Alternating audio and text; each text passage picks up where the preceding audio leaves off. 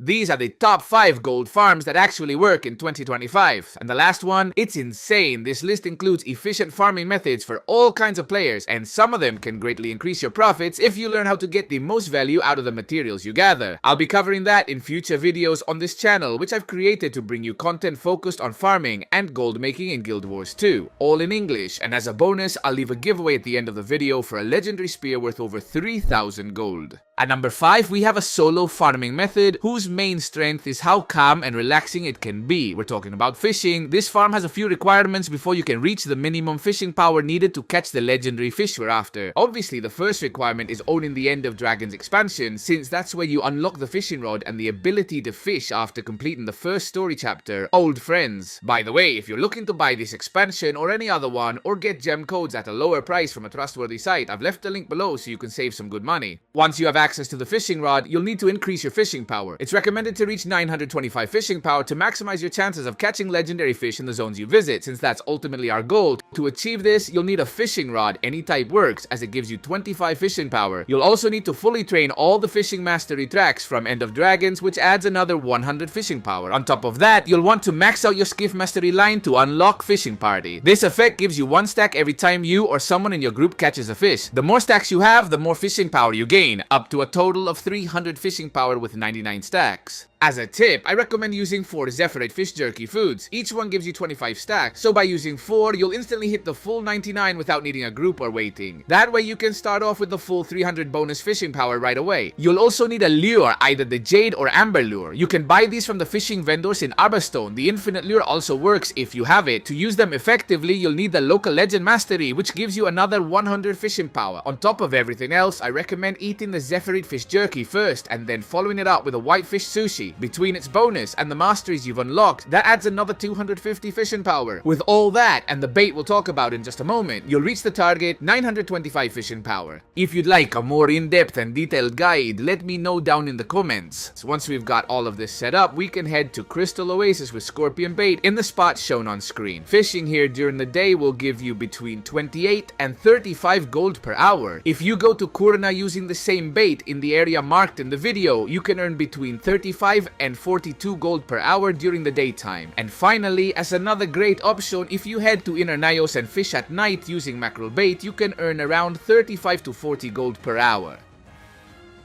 This is part of a content series focused on Guild Wars 2 economy, so if you enjoy optimizing your gold and your playtime, make sure to subscribe and stay tuned. At number 4, we have selling the Gift of Jade Mastery. To sell this item, you'll need a few more things compared to fishing, but it also offers a solid profit, averaging between 55 and 65 gold per hour invested in the farm. By the way, the next video on this channel will break down this method in detail, whether you're planning to sell this gift or craft your 3rd generation legendaries with the lowest cost possible for the highest profit.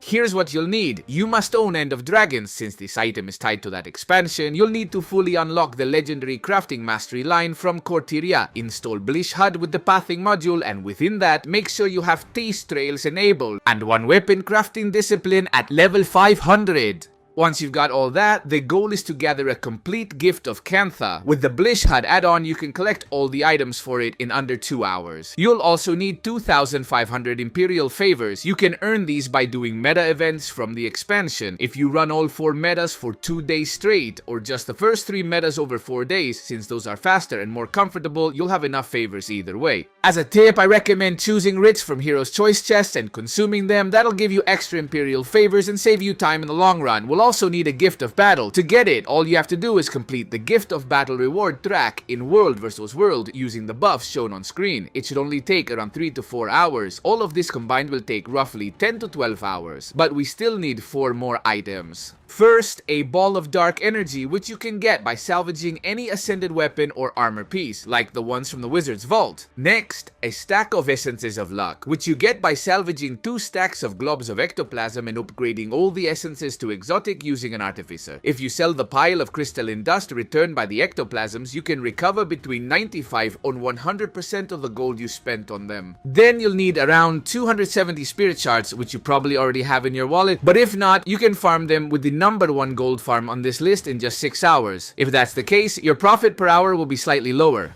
Finally, you'll need 2,500 research notes. Normally, this will cost around 25 gold worth of items. There are many cheap item options to craft and salvage. I'll likely cover them in a future video. Once you've got all of this, which sounds like a lot but can be done in just 3 chill afternoons, you're ready to sell a gift of Jade Mastery. To do that, join the Overflow Discord, listed for sale at around 500 to 550 gold, and someone will provide all the materials needed to craft a 3rd generation legendary. Once you give the finished item back to them, they'll pay you the gold. Bonus tip, if you already have Mystic Clovers, you'll save 70 spirit shards and can get an extra 200 to 250 gold on top of the usual price. In 3rd place, we have the last solo farming method on this list, garden farming. It requires very little to get started and offers great profit, but it's limited by 2 key factors. First, it depends on the value of volatile magic, which as of April 22nd, 2025 sits at around 42 copper per unit. That price mostly depends on tier 6 material values. Second, even though it gives a lot of gold per hour, you can only do the full run once per day and it takes around 40 minutes, so it's not something you can endlessly repeat. Still, it has strong upsides. For example, every unit of volatile magic you earn through this method can be converted from 42 copper into 2 silver and 20 copper. That boosts your profit per hour by up to 120 gold.